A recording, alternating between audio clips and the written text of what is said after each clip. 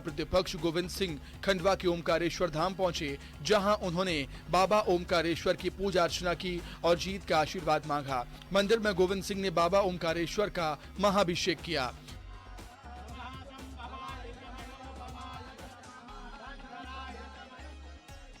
BJP के राष्ट्रीय महासचिव कैलाश विजयवर्गीय भी ओमकारेश्वर पहुंचे, जहां उन्होंने बाबा ओमकारेश्वर की पूजा अर्चना की।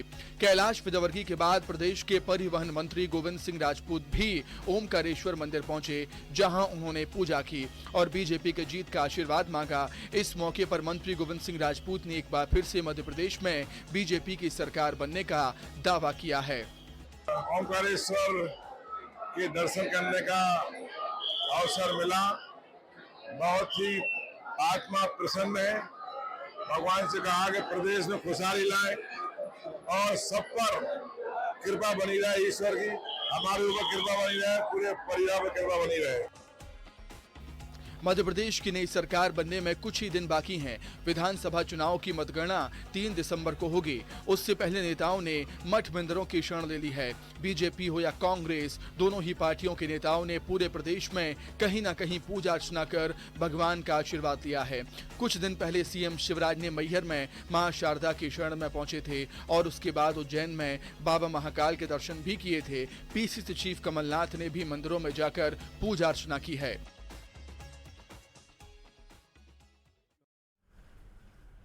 वोटिंग खत्म होने के बाद छत्तीसगढ़ के दंतेवाड़ा जिले में नक्सलियों ने एक बार फिर से उत्पात मचाया। नक्सलियों ने सड़क निर्माण कार्य में लगी गाड़ियों और मशीनों में आग लगा दी। इस घटना में किसी के हताहत होने की खबर तो नहीं है, लेकिन घटना के बाद इलाके में लोग डरे हुए हैं। दहशत का माहौल है। नक्सलियों के इस उत्पात के बाद बड़ा सवाल उठ खड़ा हुआ है कि क्या नक्सली विकास विरोधी हैं।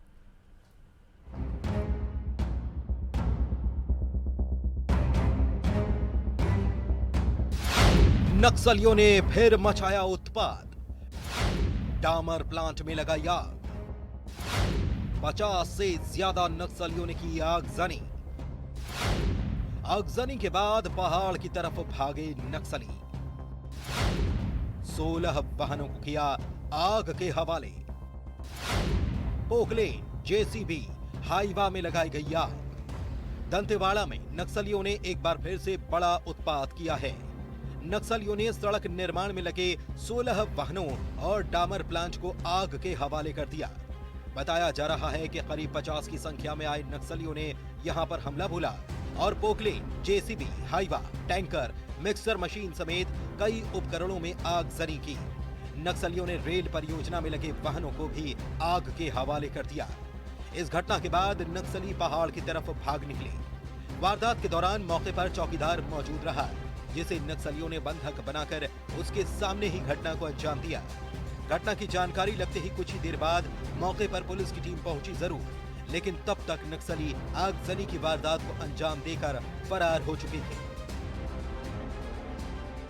1 बजे के आसपास थाना भासी क्षेत्र अंतर्गत रोड निर्माण कार्य हेतु लगे गाड़ियों में लगभग 25 से 30 नक्सली, जिसमें से अधिकतर नक्सली ग्रामीण वेशभूषा में आए थे और कुछ वर्दीधारी नक्सली भी थे। इनके द्वारा गाड़ियों में आगजनी की गई और आगजनी के तत्काल बाद ये मौके से फरार हो गया। घटना की सूचना मिलते ही थाना प्रभारी बल के साथ वहां घटनास्थल में पहुंचे और उन्होंने आग बुझाया। लगभग 14 गाड़ियां इसमें आंशिक रूप से जली हैं। घटना के बाद मौके पर पहुंची पुलिस की टीम आसपास के इलाकों में सर्च ऑपरेशन चला चुकी है। गौरतलब है कि नक्सलियों ने भांसी पुलिस थाने से करीब 2 किलोमीटर की दूरी पर ही इस बड़ी वारदात को अंजाम दिया है।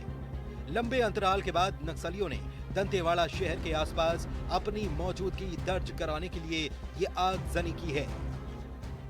200-210 के आसपास संख्या बन जाते हैं, लेकिन और हमने डिटेक्ट किया है यह विस्फोट हो गए।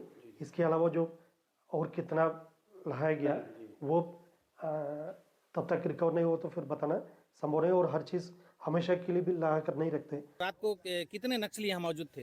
तो रात को अपन 1 बजा था तो फर्स्ट में आए तो अपना फ़ोन पहले फ़ोन ले लिए, खींच लिए। तो बोले कि मतलब तुम लोग क्या कर रहे हो बोल के, मारेंगे बोल के बोल रहे थे। अपन भी गार्ड काम कर रहे बोल के बोले। तो उस बीच में अपन को फिर पकड़ के लाए नीचे और वहाँ पकड़ के रखे थे अपन खड़ा करके। उस बीच में फिर अपना अपन बोल के देखे गाड़ी मत जलाओ बोल के, तो उन लोग बोले कि गाड़ी नहीं जलाएंगे तेरे को मारेंगे बोल के बोले, तो मैं भी चुप हो गया। इधर कांकेर में नक्सलियों ने अपनी मौजूदगी दर्ज कराने के लिए बैनर लगाया। नक्सलियों ने PLGA वर्षगांठ मनाने की अपील भी की। तो वहीं जगदलपुर में नक्सलियों के चलते एक बार फिर से ट्रेनों के परिचालन पर ब्रेक लग चुका है। 30 नवंबर तक ट्रेनें नहीं चलेंगी। KK लाइन पर चलने वाली पैसेंजर और नाइट एक्सप्रेस का संचालन केवल दंतेवाड़ा तक होगा। आपको बता दें कि यात्रियों की सुरक्षा को ध्यान में रखते हुए रेल प्रशासन ने ये फैसला किया है। बहरहाल नक्सलियों की ऐसी घटनाओं से साफ होता है कि नक्सली विकास विरोधी हैं। Bureau report, news 18 Chhattisgarh.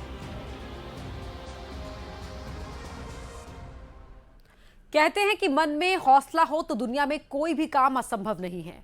कुछ यही करके दिखाया है सीहोर के PG कॉलेज के 2 NCC कैडेट्स ने, जिन्होंने देश में राष्ट्रीय स्तर पर आयोजित हुई भारतीय सेना की अग्निवीर परीक्षा में उत्तीर्ण परीक्षा को पास किया है। कैडेट्स का चयन हुआ है।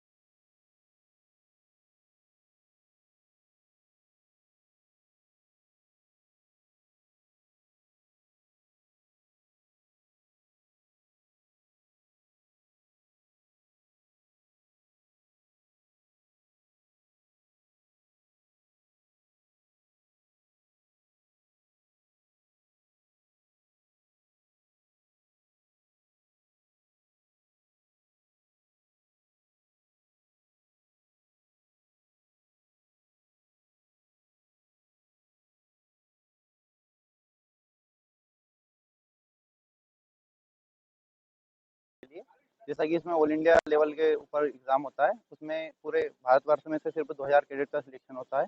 उसमें एक मैं सौभाग्यशाली हूँ। इसके लिए मैंने बहुत अधिक परिश्रम किया है और मैं मेरे फैमिली बैकग्राउंड से थोड़ा सा वीक था। मेरे पापा फार्मर है, जो भी लॉकडाउन में बहुत तंगी देखी मैंने, उस हिसाब से ही मेरे को मेहनत करने का वो जोश चढ़ा था और आज मैंने सफलता प्राप्त की। सर मुझे बहुत खुशी हो रही है, साथ में मेरे परिवार वालों और मेरी NCC यूनिट सभी को बहुत खुशी हुई है। मैं अपनी NCC यूनिट में से एक अकेली गर्ल्स हूँ जिसका चयन एयरफोर्स में हुआ है। सर इसके लिए हमें बहुत परिश्रम करना होता है, ऑल इंडिया लेवल का होता है। इसमें से सर 300 कैडेट का चयन हुआ है।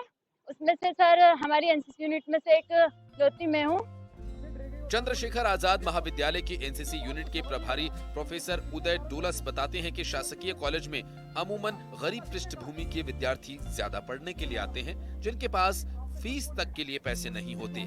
लेकिन उचित मार्गदर्शन और कठोर मेहनत के परिणाम के चलते सीहोर के शासकीय कॉलेज के NCC यूनिट के कैडेट्स ने भारतीय सेना में जाने के लिए अपने जुनून के चलते ये उपलब्धि हासिल की। एक नेवी में होने का एक मुझे लगता है एक एहसास था कि किस प्रकार से बच्चों ने तीनों थल सेना, वायुसेना और जल सेना में इसमें लिया है। सर ये दोनों बच्चे जिनका चयन आपके पीछे हुआ है, सर ये कितने साधारण से परिवार के? बहुत साधारण परिवार के, मेरे पूरे बच्चे गांव के परिवेश के हैं।